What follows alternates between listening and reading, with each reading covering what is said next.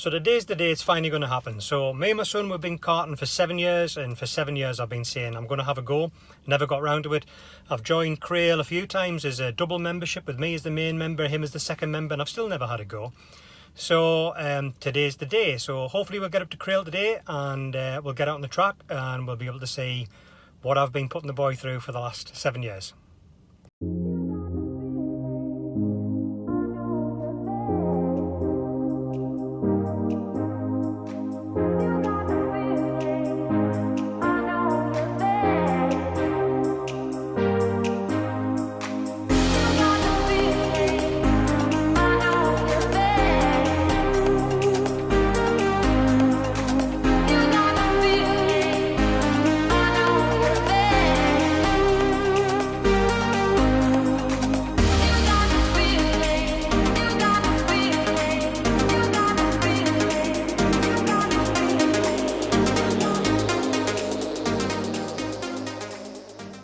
Well, my mate today are okay. Looks like we're the only ones here, which is good. I don't really want to embarrass myself in front of anybody else.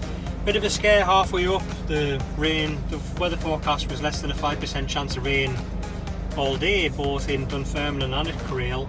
Once we got on the motorway, it's just absolutely chucked it down most of the way here. So that wasn't expected. But anyway, we've got near up the coast anyway, near the Crail, and the blue skies opened up and the weather looks really good. So great thing about Crail is it's just a pay your fee, let yourself in kind of track. There's just a code on the lock, which my son's just opened. You lock the gate behind you, so if anyone hasn't paid the membership they can't get in, which is fair enough for the rest of the club members. But basically you can park up wherever there's space, and time to unpack all the gear.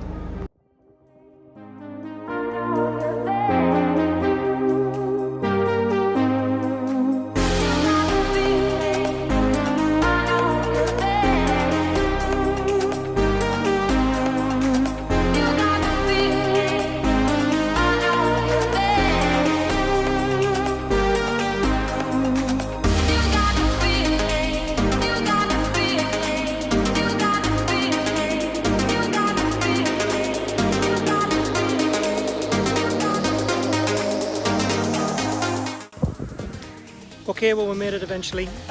So Matthew's out on the track right now, so he's running the Senior Max. So if you don't know anything about karting, these aren't like corporate carts. They're lightweight. They're about 87 kilos, 90 kilos with everything all in. Very lightweight, none of the bars right around the outside. So the one Matthew's on's got 30 horsepower, 29.5, 30 horsepower. And all in it'll weigh 160 odd kilos. So you're talking about 160 horsepower per ton, so it should shift. I've really got no idea what to expect from it, whether it'll be as fast as I think it would be, or a little bit slower, or whether the braking will be better or worse. I've got no idea. So he's gone out just to check it right now, just to make sure that it's okay, and I've bolted everything on correctly because we've had a few issues today. And he'll set a benchmark time, come back, just make sure, more importantly, the brakes are correct, they're not spongy. I don't really want to go into a barrier because A, I don't want to wreck the gear, and B, I don't want to get hurt. So we've got the Senior Rock as well, which is a bit faster, a bit more horsepower. That's 36 horsepower, and that cart's actually a little bit lighter. So that'll be something like 180 horsepower per ton, something like that, maybe 200 horsepower per ton. So both carts should shift. Whether they'll shift with me in it remains to be seen. So we'll try in a bit.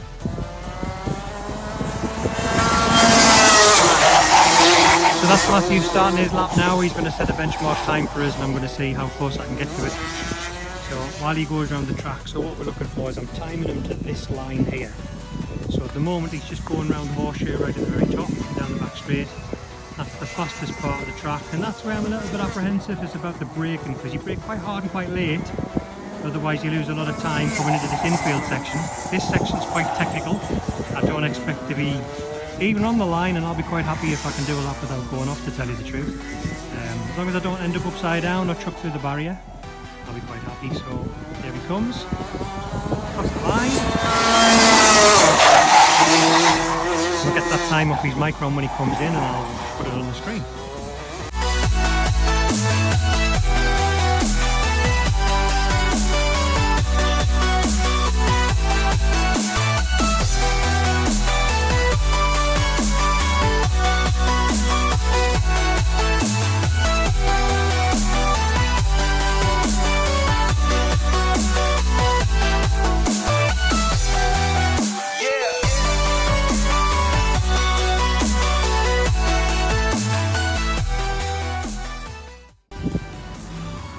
Okay, so wide arse seats in, I fit just. I've got my plain white newbie helmet, which is usually a code for please boot me off. I should have that written on the back. But there's not really anyone else here, so just take it slow and hope I don't go over the barrier, I hope. Right, so gears on. First impressions is I can't breathe in this helmet. I do not like helmets at all. This is crap. Quite why you'd want to do this every weekend, I don't know. But anyway, I'll try and squeeze myself in and we'll try and get out.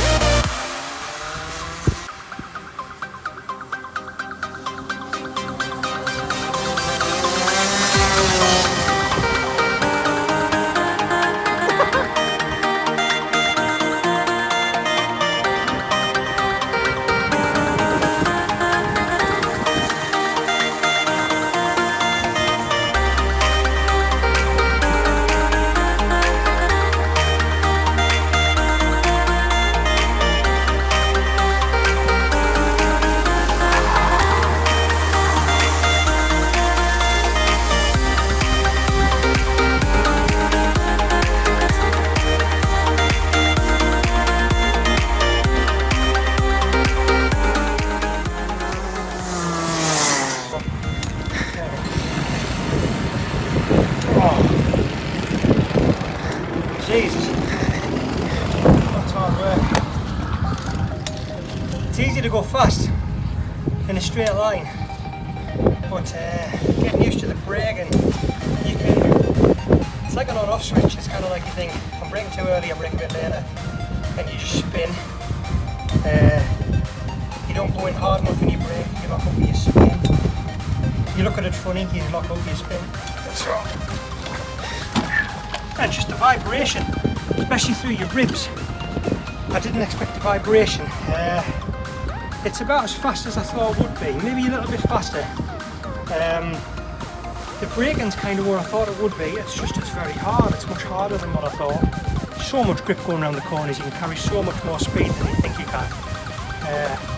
But I've done 10 laps there and I'm wrecked, I'm absolutely wrecked. I'm sweating head to foot, everything's shaking, the vibration goes through your entire body. I'll have vibration white arms and legs for the next 2 weeks. So have a rest, get a drink, maybe go out again in a bit.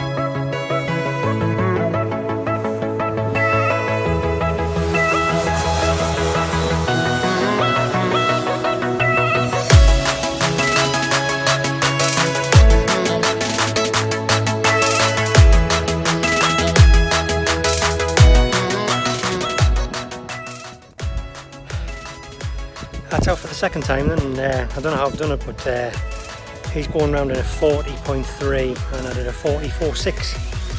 So obviously miles away, 4.3 seconds, but what, 3 seconds a lap off just in that one session alone. Really tired. That was only 14 laps. I did 10 laps on the first one, I've done 14 laps here. It didn't feel like 14 laps. The first 10 laps felt like 40 laps.